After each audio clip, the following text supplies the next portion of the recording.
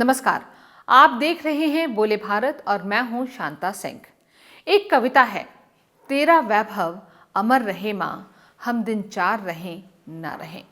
यहाँ माँ का मतलब भारत माता से है और इसके वैभव और सरहद की हिफाजत का जिम्मा देश के जवानों पर है। वो अपने सिर पर कफन बांध कर चलते हैं। 4 दिन की जिंदगानी जिसे कहते हैं ना, वो उनकी ही होती है। दुश्मन का हमला हुआ तो भरी जवानी में वतन पर शहीद हो जाते हैं। ये एक जज्बा है, एक विश्वास है और इस विश्वास की कोई कीमत नहीं हो सकती। इस बलिदान, इस त्याग की कोई कीमत नहीं हो सकती। देश भी इस बात के लिए तैयार रहता है कि उन्हें हर जरूरी सुविधाएं मिले, उन्हें उचित तनख्वाह मिले, उनके परिवार के भरण पोषण की पूरी व्यवस्था होती रहे।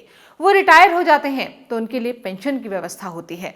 अगर वो देश के लिए शहीद हो जाएं तो अच्छी खासी आर्थिक मदद उनके परिजनों को दी जा सके, ताकि देश अपने वीर सपूतों की शहादत का कर्ज उतारने का मामूली ही सही प्रयास कर सके। ये वो जवान हैं जिन्होंने देश को हर युद्ध के मोर्चे पर जीत दिलाई। 1965 में पाकिस्तान से युद्ध के वक्त तत्कालीन प्रधानमंत्री लाल बहादुर शास्त्री ने नारा दिया था, जय जवान जय किसान। ये नारा जवानों की अहमियत और उनकी बदौलत हिंदुस्तान की हिफाजत की प्रासंगिकता को दर्शाता है। यही जवान पिछले 2 साल से बेहद सुर्खियों में है और इसकी वजह है अग्निवीर योजना। ये सही है कि जवान अंगारों पर जान की बाजी खेलते हैं, लेकिन क्या इसलिए उनकी जिंदगी को आग के अंगारों पर छोड़ दिया जाएगा? 2 साल पहले अग्निवीर योजना के तहत सरकार ने तय किया था कि अब जवानों की भर्ती 4 साल के लिए होगी। उसके बाद उनमें से 25% को ही रखा जाएगा, बाकी 75% को घर वापस भेज दिया जाएगा। उस दौरान अगर वो युद्ध भूमि में शहीद हो गए तो भी उनके परिजनों को पेंशन वगैरह नहीं मिलेगी, ना स्वास्थ्य सुविधा होगी, ना कैंटीन की सुविधा होगी। इसका विरोध भी हुआ, लेकिन प्रोटेस्ट को सरकार ने बहुत गंभीरता से नहीं लिया। लेना चाहिए था। अब गंभीरता से विचार कर रही है। गंभीरता से विचार क्यों कर रही है? इसलिए क्योंकि इस चुनाव में 400 पार के गुब्बारे में लोगों ने अग्निवीर की सुई चुभो दी। मोदी सरकार तीसरी बार बन तो गई, लेकिन गठबंधन की बैसाखियों पर खड़ी है। अब सरकार की नींद खुली है। अब अग्निवीर योजना की समीक्षा हो रही है। अब कहा जा रहा है कि अग्निवीर योजना में अगर त्रुटियां हैं, कमियां हैं, तो उन्हें दूर किया जाएगा। उसके लिए कुछ सुझाव भी आ रहे हैं। सरकारी माथापच्ची जारी है। ये लोकतंत्र की ताकत है कि 2 साल तक जिस पूर्ण बहुमत की सरकार ने देश के लाखों लाख नौजवानों का दर्द अनदेखा कर दिया, आवाज अनसुनी कर दी, वो सरकार अब सब कुछ सुनने को मजबूर हुई है। लेकिन क्या सरकार वाकई सब कुछ सुन रही है या सुनने का अभिनय कर रही है? मीडिया में ऐसी खबरें काफी तेजी से चल रही हैं कि सरकार को, खासकर बीजेपी को, पता लग गया है कि उनकी खराब स्थिति के पीछे अग्निवीर योजना की बड़ी भूमिका रही है। इसलिए एनडीए की नई सरकार ने 10 प्रमुख मंत्रालयों के सचिवों का एक समूह बनाया है जो इस अग्निवीर योजना की समीक्षा करेगा, इस योजना की कमियों को चिन्हित करेगा, सुधार के लिए सुझाव देगा। और सुना यह भी जा रहा है कि सरकार बहुत जल्दबाजी में है, यानी कि उसे सुधार और समीक्षा की सारी रिपोर्ट बहुत जल्द चाहिए। अगले 100 दिन में जिन एजेंडों को सरकार लागू करना चाहती थी, उनमें अग्निवीर योजना को सुधार के साथ लागू करना भी है। इस योजना में सरकार जितने बदलाव और सुधार ला रही है, उनमें कुछ खास चीजें हैं। पहली बात तो यह है कि पहले अग्निवीर योजना 4 साल के लिए होती थी और अब सुना जा रहा है कि सरकार इसे 7 साल करने जा रही है। उसी तरह पहले 4 साल बाद 75% जवानों को घर भेज दिया जाता था और 25% को ही जवान के तौर पर पूर्णकालिक रूप से भर्ती किया जाता था। लेकिन अब 70% की भर्ती हो सकती है और 30% को वापस भेजा जाएगा। पहले अग्निवीर बनने की उम्र सीमा 17.5 साल से 21 साल तक थी, जिसे सुधार के साथ 17.5 से 23 साल किया जा सकता है। उसी तरह तनख्वाह और एकमुश्त राशि में भी बढ़ोतरी किए जाने की बातें आ रही हैं।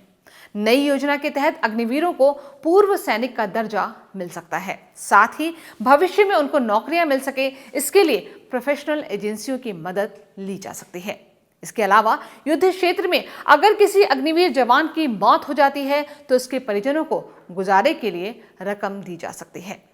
अपने प्रधानमंत्री कार्यकाल के आखिरी दिनों में अटल बिहारी वाजपेयी ने सरकारी नौकरियों में पेंशन की सुविधा खत्म कर दी थी। विरोध की कुछ आवाजें उठी थी, लेकिन कोई हंगामा नहीं हुआ। तब वाजपेयी सरकार ने भी सेना में पेंशन को खत्म नहीं किया था। लेकिन 303 सीटें जीतने वाली बीजेपी की प्रचंड बहुमत वाली मोदी सरकार ने 2 साल पहले पेंशन तो दूर, देश के लिए लड़ने वाले जवानों की सेवा को 4 साल की अल्पायु में समेट दिया था।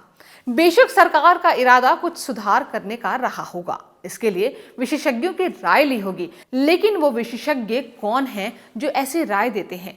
ऐसे विकृत सोच वाले लोग कहां से आते हैं, कहां से लाते हैं इतनी बेरहमी? क्योंकि कमाल देखिए इनका कि सेना में अधिकारियों पर यह योजना लागू नहीं हुई। वो एक बार भर्ती हो गए तो हो गए, फिर रिटायरमेंट तक रहेंगे, सारी सुविधाएं उठाएंगे, लेकिन जवानों के लिए 4 साल का एक प्रश्न चिन्ह लगा दिया गया। अगर ये योजना सब पर लागू हुई होती कि क्या जवान और क्या ऑफिसर सबकी समीक्षा 4 साल में होगी, तो बात समझ में आती, कुछ हद तक आती कि देखो कोई भेदभाव नहीं है। जो सेना में अफसर बनने चले हैं उनमें से भी 75% को 4 साल बाद घर लौटना होगा, लेकिन ऐसा नहीं हुआ। तब सेना के बड़े बड़े अधिकारी, बल्कि तीनों सेनाओं के प्रमुखों ने आकर इसके फायदे गिनाए थे, लेकिन कोई ये नहीं बता रहा था कि श्रीमान जी, जब इतना फायदा है तो आप लोगों ने इसे अपने अफसरों पर भी लागू क्यों नहीं किया? खैर, बड़े अफसरों का क्या है, उनका जनता से वास्ता होता ही कितना है। उनकी आंखें, उनका दिमाग इतना ऊपर होता है कि शायद आम आदमी उन्हें धरती पर रेंगते हुए कीड़े मकोड़ों की तरह दिखते होंगे। अब ऐसे में 4 साल का समय भी लग रहा होगा कि वह जवानों के लिए बहुत बड़ी नेमत है। लेकिन बाबू, यहाँ लोकतंत्र है, अफसरों का जकड़ तंत्र नहीं। इसलिए जब वोट का समय आया तो इस इलॉजिकल फैसले के खिलाफ जनता ने अपना फैसला सुना दिया। इसकी कीमत सरकार को, ऐसे घिनौने आइडिया देने वाले अधिकारियों को तो नहीं, लेकिन नरेंद्र मोदी को जरूर भुगतनी पड़ गई। पिछले 23 साल से चाहे वो गुजरात की सरकार चला रहे थे या केंद्र की बहुमत की सरकार चलाने वाले मोदी जी को गठबंधन पर आ जाना पड़ा।